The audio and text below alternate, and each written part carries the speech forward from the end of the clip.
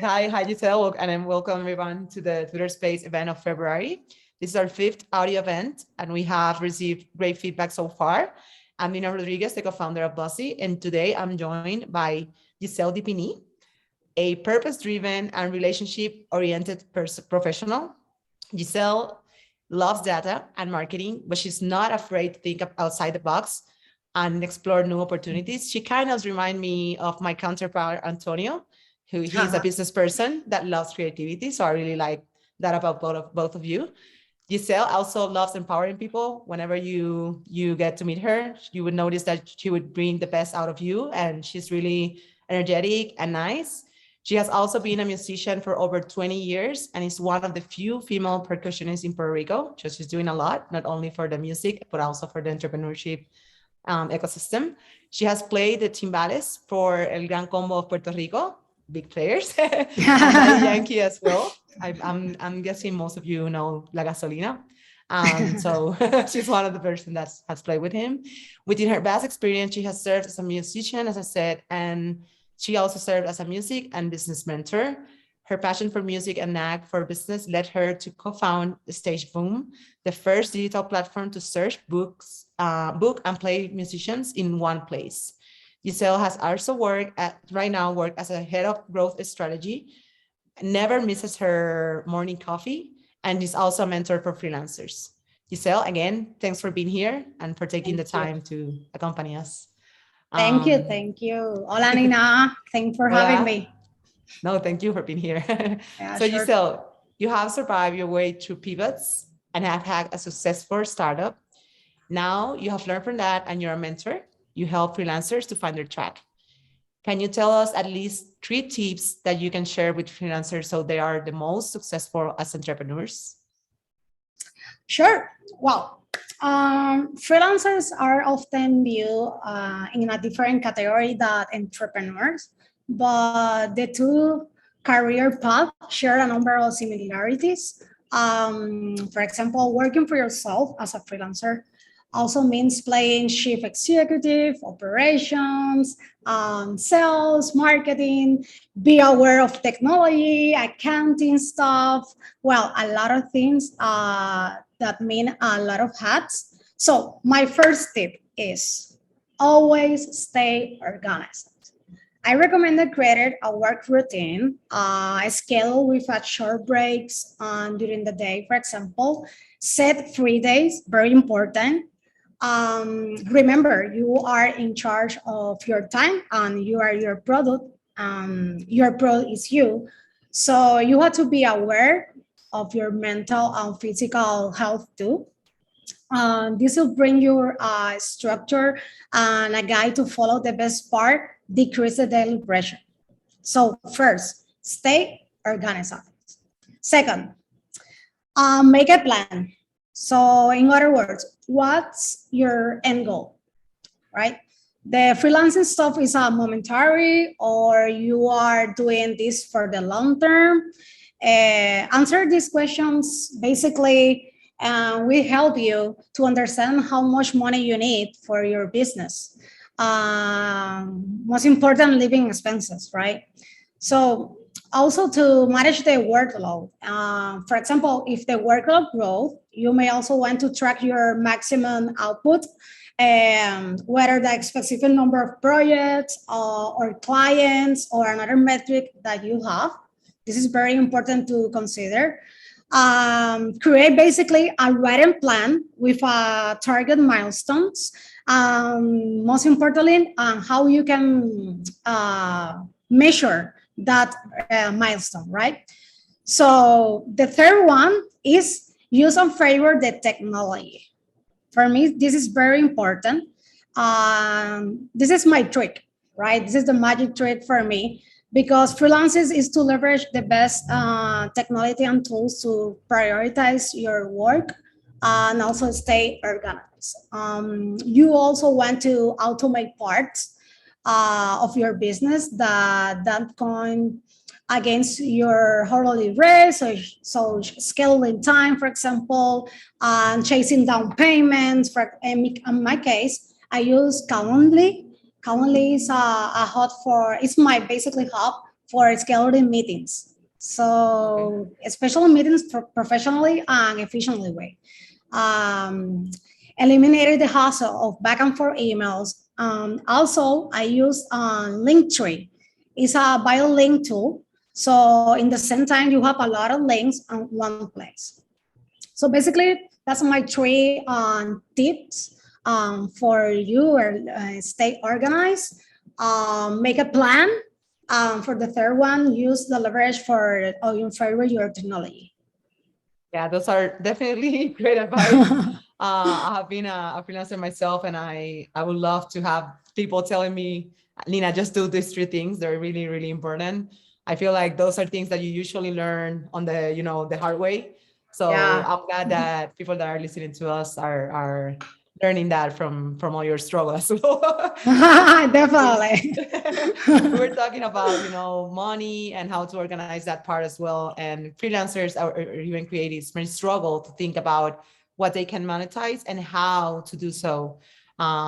We tend to focus on the details and how we work on a project. It's basically what we usually think about, instead of asking ourselves like on the why of this project, like business people usually do.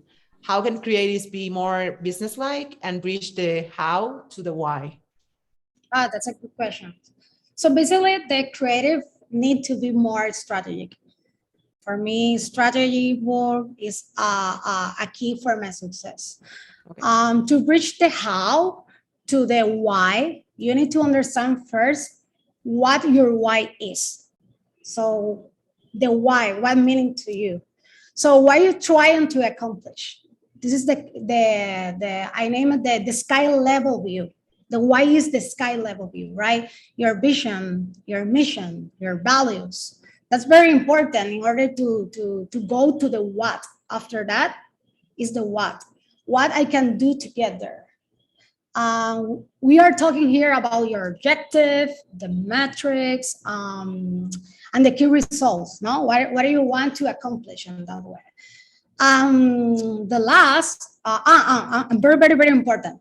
In order I'm sorry for that, but in order to make to accomplish the key results, you have to make them reachable, understandable, limited to numbers, and trackable. So that's very important. You need to track your results. That's the reason you need metrics in order to get a best results.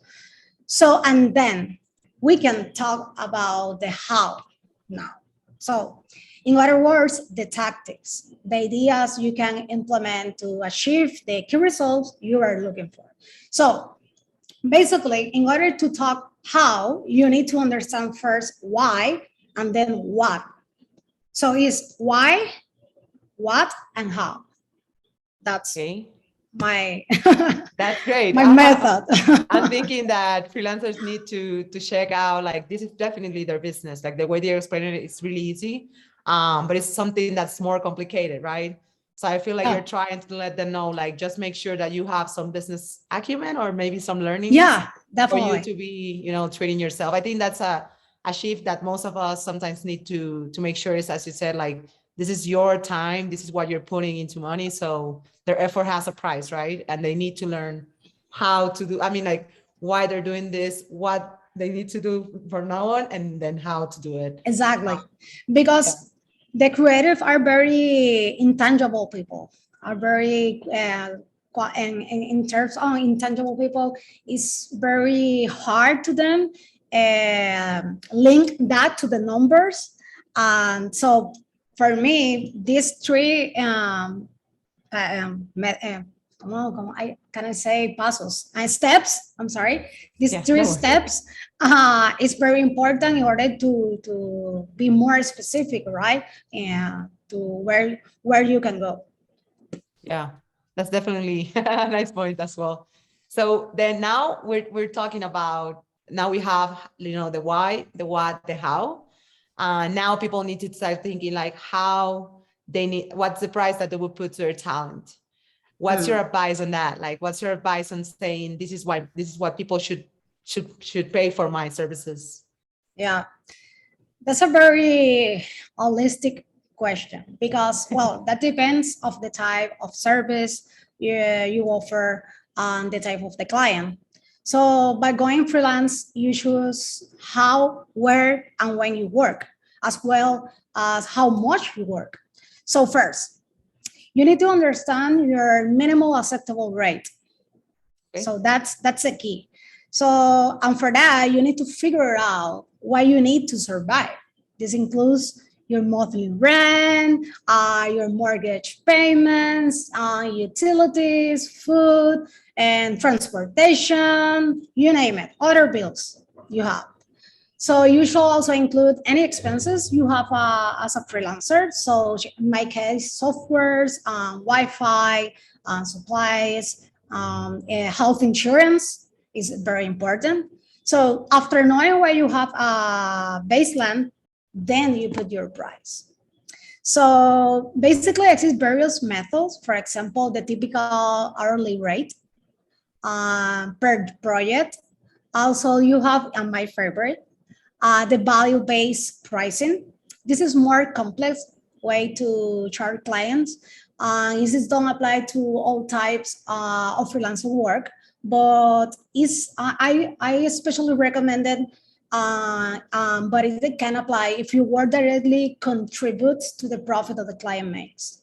So basically, you have three type of method that you can put price. But for me, the baseline, the most important thing is you understand which are your minimum acceptable rate, because that's variable based on per person.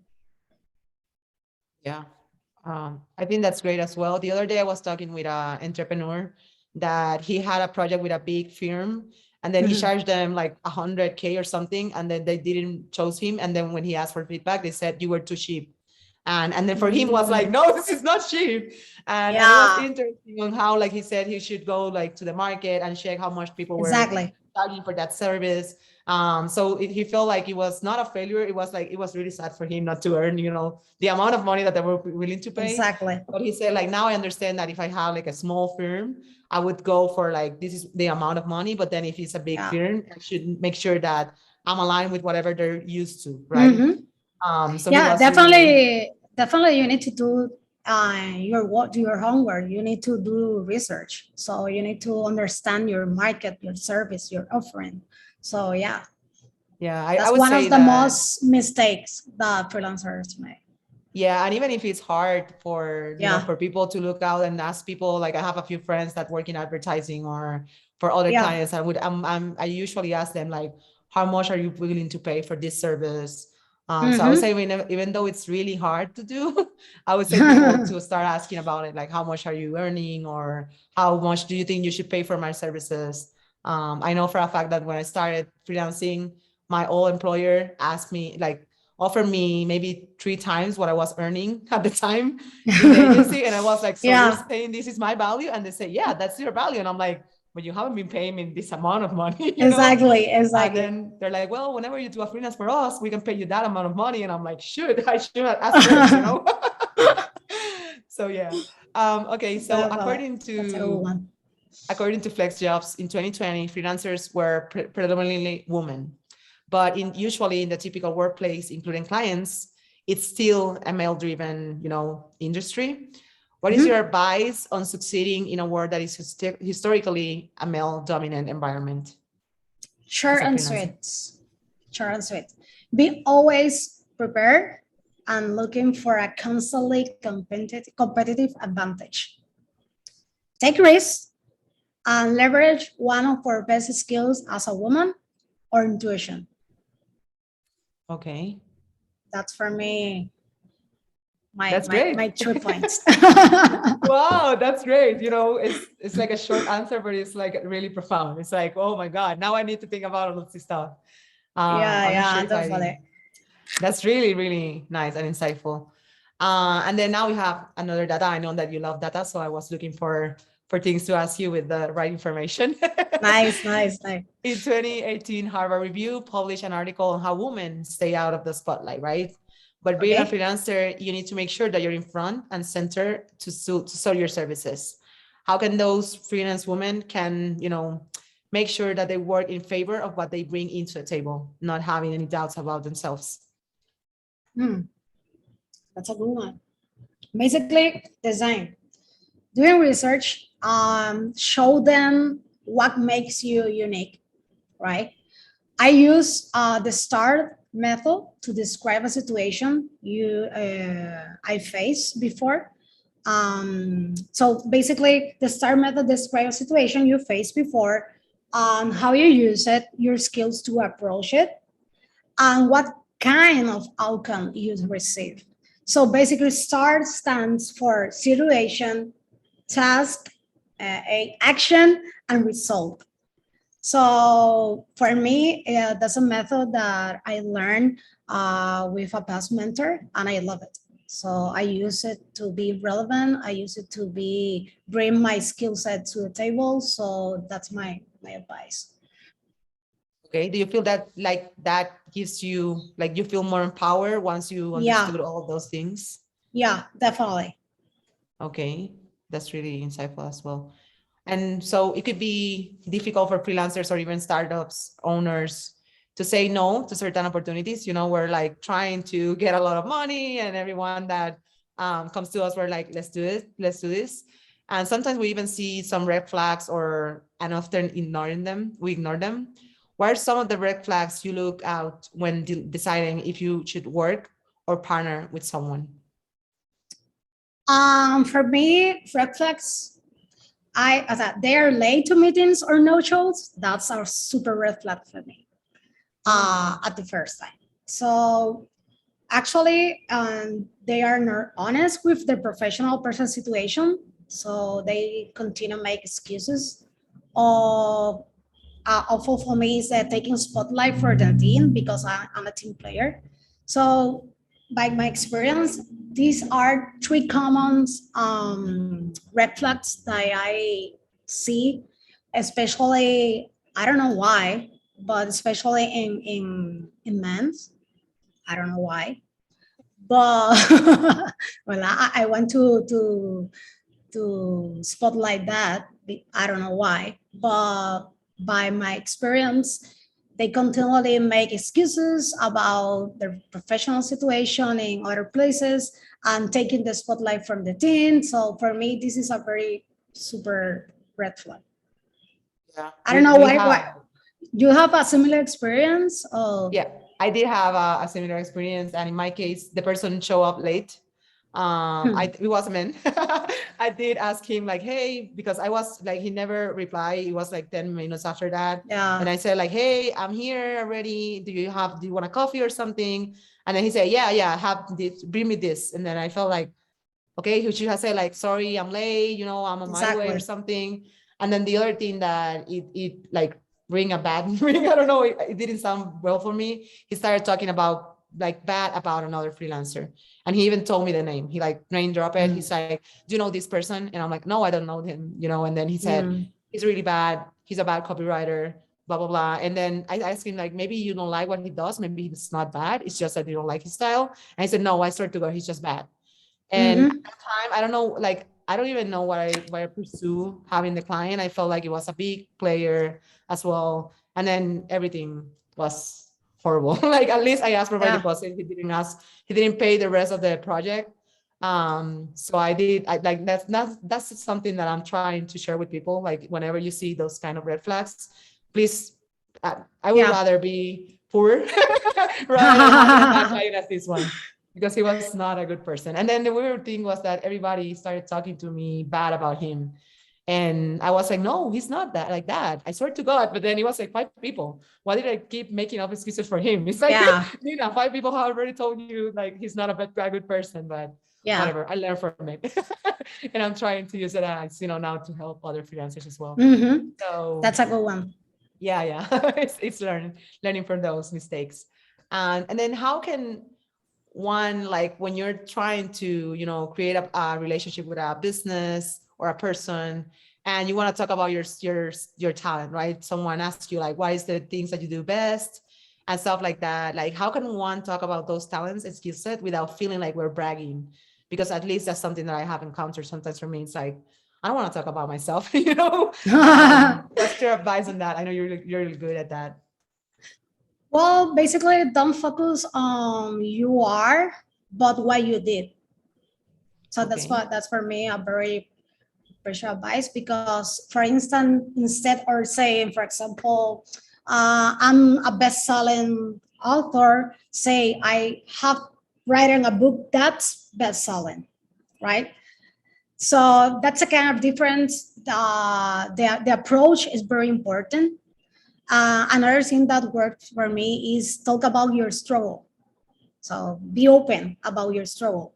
Sharing the struggle you enduring while working towards your accomplishment can eliminate the entire pretense and make you seem more relatable, right? So instead of saying, I am a best-selling author, consider sharing how it was not your brilliant writer that got you this far, but it was a lot of for example, but it was a lot of outreach, phone calls, begging my friends to leave a review. So something like that, right? So explain your struggle, because people want to be part about something, right? So it's very important for them to understand that. Okay. Okay. And then it feels like you're not like a person that's not reachable as well. I'm guessing that it gives you the sense of like, this person have built all of this, but they have a struggle into the story as well. Exactly. Like, exactly. Yeah. okay. Yeah. That's also good advice. That's really, really nice. I wish I had met you when I started my freelance career. Like a few years ago. So as I said, I have sometimes a hard time mentioning my trajectory, education, career. Like those are things for me that are really, really hard. And then for me to promote myself, and we already talk about bragging, but what are things that you feel like people should focus when they're talking about themselves, to make sure that they feel confident saying it rather than just, as we already said, bragging. Confident. You need to be confident, no? For me, for example, in order to improve your bragging-less or network skills, I let the other person speak. And I have the listener. So, for example, when networking, be sure that you don't do all the talking. The key to being a good to take a good conversation is be a good listener. So another example is don't take too much time about talk about something. So before you start talk to somebody, or especially in the working, be sure to have an agenda on your mind and keep the meeting on track. So time is money, right? We heard about that a lot of time, and people are never happy with someone that takes too much of their time. So for me, I always take this my first consideration. So another reason that is really good and in networking is find a reason to follow up. If you want to establish a rapport with another person, create a reason and connect to keep the relationship going. Ask about hobbies, or ask about their watch, or the another something that connect with the person, and find that reason to follow up, and not necessarily is about the situation of the job or a personal situation. So try to connect with the person. Another thing is important. Always remember to say thank you. It's very important to building a network. It's about remember building a network is about creating a genuine, caring relationship. So for me, it's very important to be grateful. And one of the last things that I want to recommend is ensure your online profile is always up to date, because right we right now we are virtually, so it's very important that ensure your profile is always up to date, so you are in control of your story. So whatever you want to people know about you, put them. Okay, yeah, that's really important. And we love that you're doing that with a few freelancers. You're allowing them to learn from that. And you're a part of Free Puerto Rico. That's basically like a freelance community on the island of Puerto Rico. How did you get involved in that? And how can others be a part of this network? Good question. Basically, recently I joined as a part of their mentors network. Okay. So precisely tomorrow, tomorrow's Tuesday, Wednesday, precisely tomorrow, I will give one of my work hours to advising a freelancer. I encourage the people that listen here to follow them through the Instagram account to stay tuned for all their activity because they are planning for workshops, free webinars, tips, free mentorships. So they are really good. So recently I involved with them. I don't like it so very far at the moment.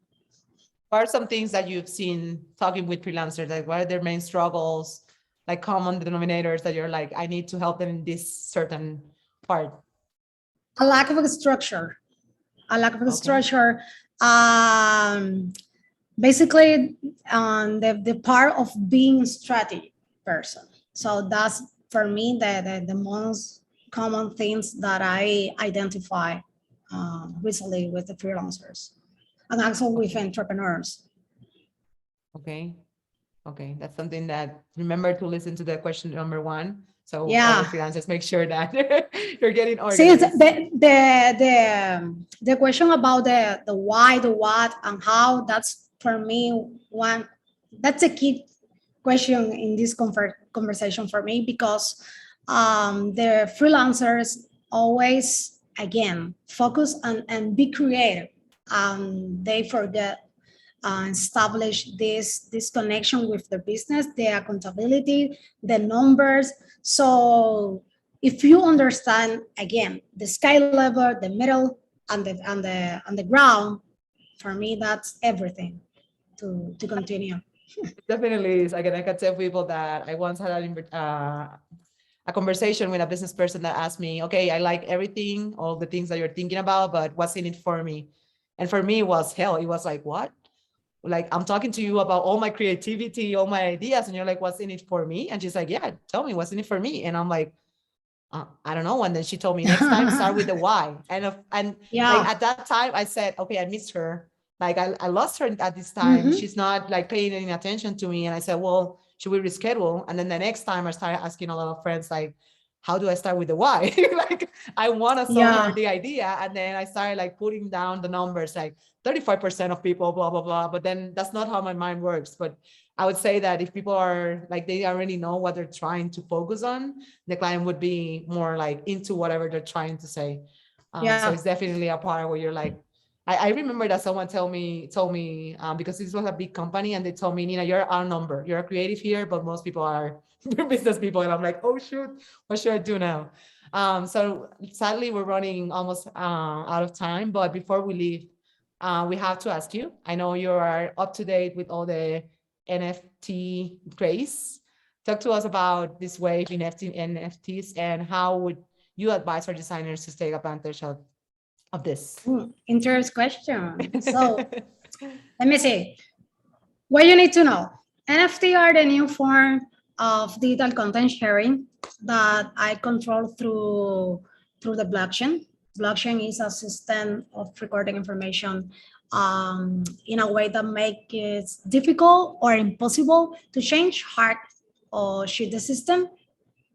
So NFT is not only for designers, for example, it's for everyone out there who wants to monetize their work more effectively, because one of the main benefits for me, for creators, is the recurring revenue you receive from the secondary market. In other words, anytime your NFT result, you gain a percentage and you have the traction of this forever. That's amazing for me. Well, this is an extensive topic, but fascinating. And the NFT basically is the future, and I think the future is now. So I can bring a little example. For example, music. You can attach for example, imagine that you can attach your physical goods with your music directly to their fans and collect royalties without a middleman. So you convert the two things in one thing, and for consequence, you have forever a percentage of the, because you have the traction, because this is more transparent, because you are you don't need a middleman in order to receive this money. Well, obviously we have a lot of cons too, but again, this is a extensive topic, but it's fascinating. If you want to talk more, please reach me out. I completely into the conversation and continue the conversation. Yeah, thanks. And it has been really, I really think like a that you're blast. mute. Check your. Oh, perfect. There you go. So this has been a blast, definitely, and he has been super insightful. You already said for people to reach out to you. How can they reach out to you? I know you're a really reachable person. I know it myself because that's how I met with you, connect with you, and brought you here. So can you tell us how they can reach to you? Yeah, definitely. I would love to connect through LinkedIn. So also you can reach me through Instagram. My Instagram is my two my last name Dipini Andreu. So yeah, I would love to. I hope you find the conversation helpful. I know for a fact that running a freelance business is not an easy task, but it can be extremely rewarding to those who put in the work. So I want to thank you, Nina and Buzzzy, for the invitation. Remember, always take a deep breath and keep going. So I'm here. So reach me out until the next one. Yeah, thanks a lot, Yiselle. And I hope we have you another time. Maybe you can give us like real advice, like other advice in terms of like how we can do this business mindset in terms of how creatives usually think. So thanks a lot for your time and for everything. And Of course. everybody that's listening on the other side, thanks for this. Thank you. Have a good one. Bye. Okay, Antonio, next time.